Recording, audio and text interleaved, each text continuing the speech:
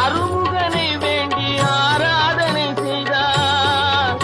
முருகா முருகா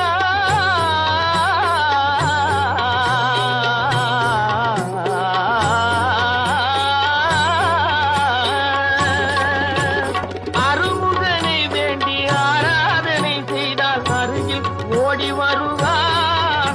அன்பு பெருகி அருள் புரிவார். அந்த கருணை உருவான குருபரன் என்றுமே கைவி